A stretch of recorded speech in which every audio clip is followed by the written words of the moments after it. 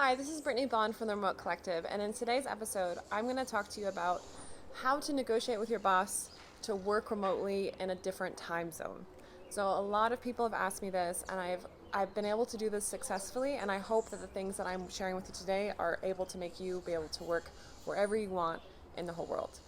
Okay, so my home base is in Chiang Mai, Thailand, which is in Asia, and I'm originally from California. So just to give you some context, California is 15 hours behind.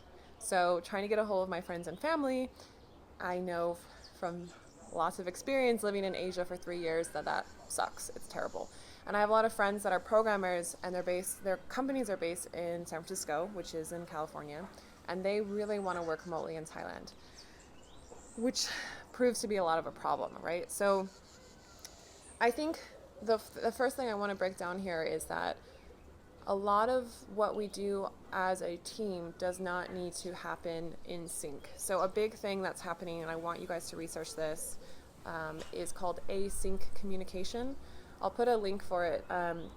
There's a company called Doist, and they have a really good article on this. And it's basically they've based their tech company, and they based their whole communication as a team on async communication. So the whole point of this is like when you're on Slack or you're on some of these team management communication apps, a big part of working remotely is whether you're online. So I remember some of my first remote work jobs, I spent most of my time trying to convince everyone that I was working instead of actually focusing on my work.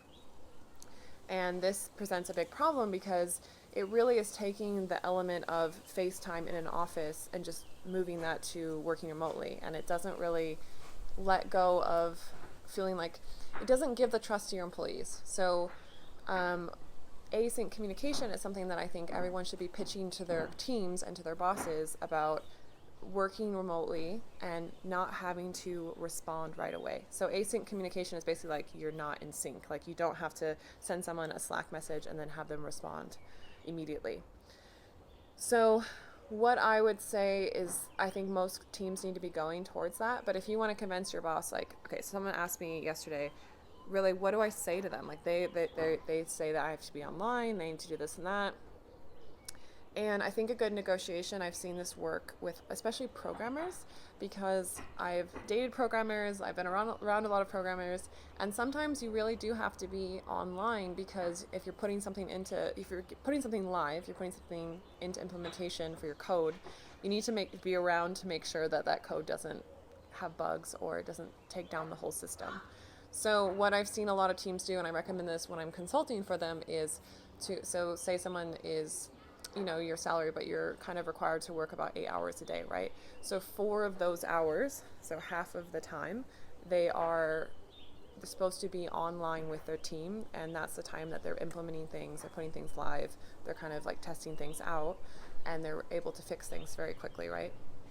And then half of the time they can work at whatever hours they want. So there's a lot of, especially if you're a programmer, there's a lot of stuff that you're building and you're testing out yourself before you're even implementing it on the wider network. I'm saying things like as if I know what programming is.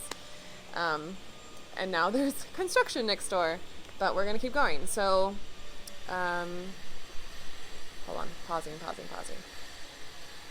Yeah, so what I want to say is that remote work is still so new, and even though a lot of people are creating buzz around it like me, I want everyone to be able to work remotely, but really in reality you need to make yourself indispensable and you need to make sure you're doing really good work.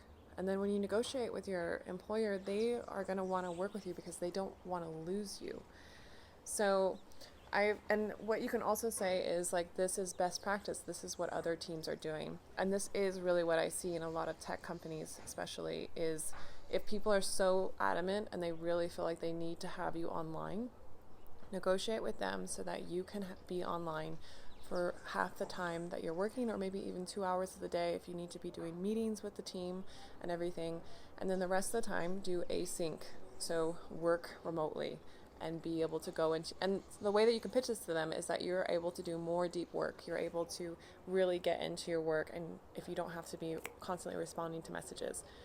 And what I say, especially coming from Asia, is that by the time that they wake up, you will have done a half a day's work.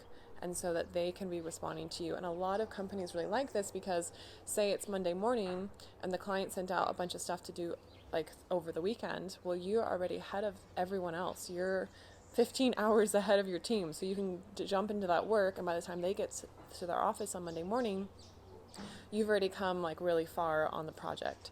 And so this is something that you can pitch to them and say, and also just to let them know that this is something that's working. Lots of people are doing this. This is a very normal thing. You can share this video with them, all of it, and just let them know that this is something that everyone does. Okay, so I'm going to sign off because now they're drilling, but if you have any questions, let me know. This is Brittnee Bond from Remote Collective. I hope you guys have an amazing day. Bye.